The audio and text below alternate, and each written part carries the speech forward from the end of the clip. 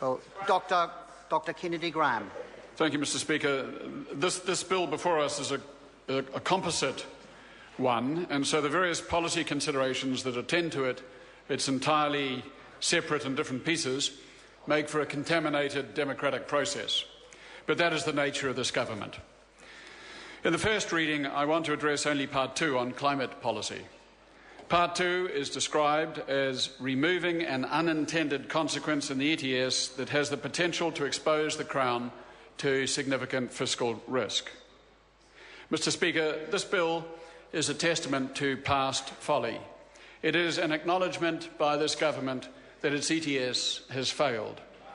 This bill seeks to prevent, after the fact, the practice of arbitrage. Arbitrage is a rort. It is defined as the purchase of currencies, securities or commodities in one market for immediate resale in order to profit from unequal prices. How did New Zealand get to this state in its climate policy? The primary purpose of the Basic Act is to enable New Zealand to meet its obligations under the United Nations Climate Convention. The Act aims to reduce New Zealand's emissions. That is a binding obligation. To achieve this, the Act sets up the Emissions Trading Scheme. The ETS is described as a scheme that reduces net emissions below business-as-usual levels. To achieve that, the local carbon currency, the NZU, has been introduced as the mainstay of the ETS. But foreign units, the Kyoto units, are allowed into New Zealand as extra currencies. Since the ETS has come into force, New Zealand's gross and net emissions have continued to soar. The purpose of the Act has not been met. In fact, New Zealand is in breach of its international obligations. There are two ways by which NZUs are initially acquired. An ETS participant can earn them through forestry sequestration, or they can be gifted by government to cover any liability as a polluter. But the ETS also allows people to purchase foreign units at a cheaper rate than the NZUs and surrender those to the government instead of the NZUs. Then they hold on to their NZUs to sell them later at a higher price. They have therefore made a financial profit off a scheme that is designed to bring down emissions. In the case of forestry, they may be harvesting their forests, thereby increasing emissions, or they may not. They may simply be deregistering from the ETS and re-registering the next day. Either way, they make a financial profit off a scheme that is designed to change society's economic behaviour towards the goal, the imperative, of emissions reduction. There are some 2,400 post-89 foresters in the ETS, covering 330,000 hectares of forest. In the second half of 2013, 550, almost one quarter, applied to deregister. About 40% have applied to re-register. In making carbon a commodity for trade, as opposed to a pollutant to be reduced, the designers of this scheme have thwarted the purpose. In allowing windfall profit from a scheme that is intended to protect the planet from dangerous climate change, the champions of the free market have excelled themselves in the art of political cynicism. In doing so, they condemn their own children to a dangerous future. Eliminating this form of arbitrage will result in the price of the domestic NZU rising. How much it will rise by is hard to estimate, but it will rise.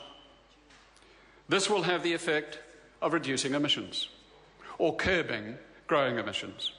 The Green Party therefore intends to support Part 2 of this legislation for that fundamental reason. But the question has to be asked, why is this government confining the halt to arbitrage to the post-89 forestry sector? The forestry sector has been asking for a unit restriction on international units for years. So this is in line with that. But why make this change yet allow other kinds of emitters, industry, pre-90 forestry, energy, to continue to use international units for surrender? The same principle is exploited by industry, aluminium and steel, by way of example, under industrial allocation plans. They get given volumes of NZUs each year for nothing. They too bank them and surrender cheap international units instead. Why single out one sector, forestry, which is reducing emissions, which has a break-even carbon price of $15 and which is getting $3 under National's failed ETS? So does National believe in the free market or does it not? This move shows it believes in the free market for some emitters but not others. How many NZUs were allocated to the three other sectors in the last year on record ending June 2013? How many were issued to industry, fishing and pre-90 forestry? The answer is 36.5 million. This involves aluminium smelters. They are allocated 90% of annual emissions as NZUs, yet they too can hand back 100% as international units. Is that arbitrage or is it not? What about the steel mills, the wood processors, the methanol producers, the pulp and paper mills? They are all allocated between 60 to 90% of emissions as NZUs, yet they can hand in any kind of unit. Those 36 million NZUs allocated last year have a current market value of $110 million. Yet any of these sectors can replace the same level of emissions with ERUs worth 7. Why did it take 6 years for the modestly self-proclaimed brilliant economic stewards currently running the Treasury benches to trip over the blatant rorting of their ETS? Was it by chance a blind ideological devotion to the free market of global carbon credit distortion? If so, the invisible hand was inside the pocket of every New Zealand taxpayer. Where was ACT when we needed them?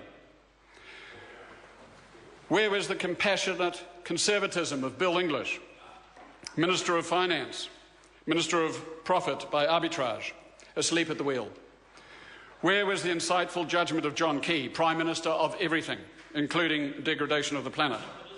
Awake, but unable to recognise a problem whose characteristics have defined his life experience.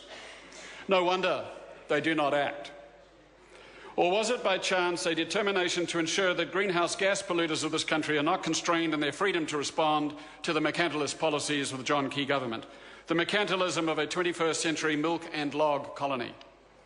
If so, the invisible hand is passing across the taxpayers' money to selected corporations. Bravo. A better, brighter New Zealand. The underlying basis of New Zealand, read Treasury, climate policy, is global least cost abatement. But global least cost is not the dubious ERUs of Track 2 type. There is no global carbon price as yet, and will not be for a decade. And the international price ranges from New Zealand 50 cents to New Zealand $30. Do we really believe 50 New Zealand cents is a true global least cost to save the planet? Allowing the cheapest of these units to come in, undermining the integrity of our ETS, is cynicism at the highest level. ERUs remain valid in New Zealand until 31 May 2015, so their purchase and trading and surrender can continue to then, even though most people who have a commercial interest will have already done the purchasing. But any further arbitrage will undermine the ETS. My own member's bill, sir, in the ballot for 2 years now, would have prevented the import of all these cheap foreign units so that the New Zealand price could float up. That would have applied across all sectors of our economy, which is how the policy should be. We shall be looking forward to the Minister's explanation as to why this bill does not allow restrictions on ERUs across all sectors. I call Paul Goldsmith. Thank you, Mr. Speaker. My pleasure to speak on this, the budget measures miscellaneous.